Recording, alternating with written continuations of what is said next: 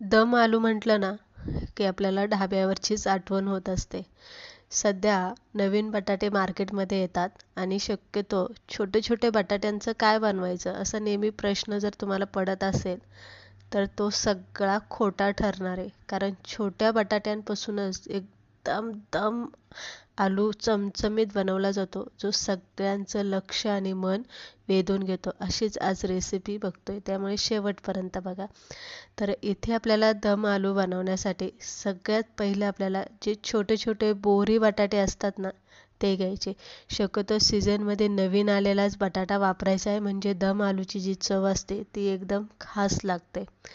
छोट्या छोट्या बटाट्यांच्या वरची साल काढून घ्यायची आणि 10 मिनटं 15 मिनटं ते पाण्यामध्ये तसेच ठेवायचे.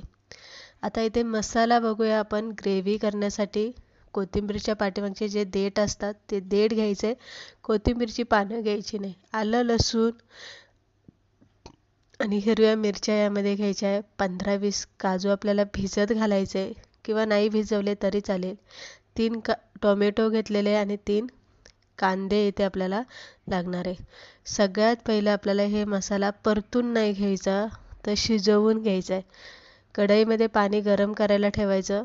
पाणी गरम झालं की 1 चमचा मीठ त्यामध्ये घालायचा आणि हा सगळा ग्रेव्हीचा जो मसाला आहे तो यामध्ये घालून 10 मिनटं तरी शिजवून घ्यायचा. गॅस मोठा ठेवा, बारीक ठेवा, पण 10 मिनटं शिजवून घ्यायचं.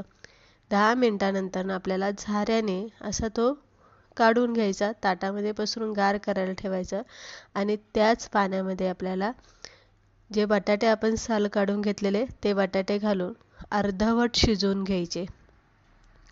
इकडे आपला ग्रेव्हीचा मसाला गार झाला की टोमॅटोच्या वरची जी साल आहे ती या पद्धतीने काढून घ्यायची आणि नंतर आपल्याला मिक्सरला वाटून घ्यायचे. आता ग्रेव्ही बनवतोय, ढाब्यासारखे बनवतोय.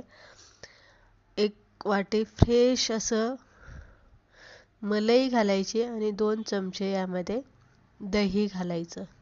हे आवर्जून घालायचं आहे, तेव्हाच ग्रेव्हीला ते टेक्स्चर येणार आहे, ते मॉइश्चराइज असतं ते याला येणार आहे.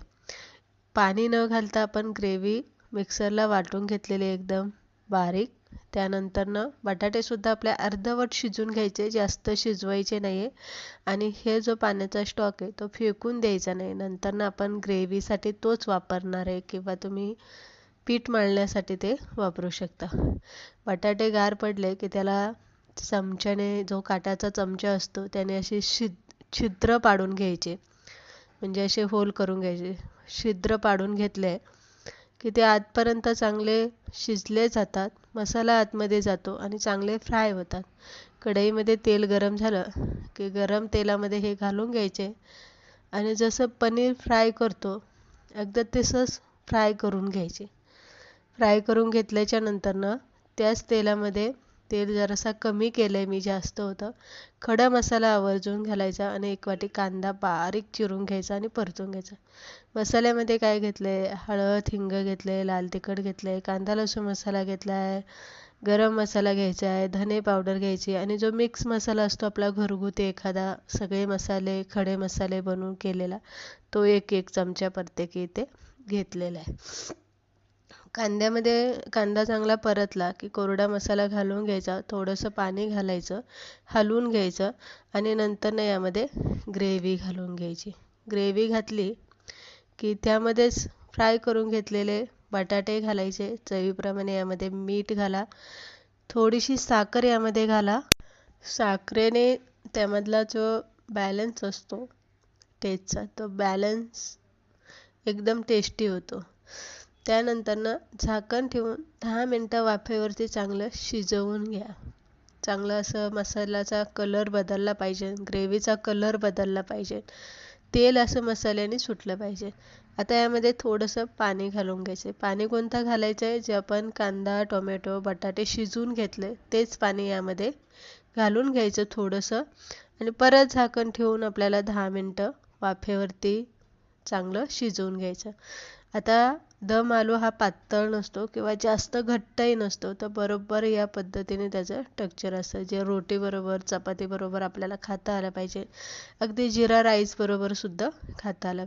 बघू शकता चमचमीत असं आपला इथे दम आलू बनवून तयार झाला.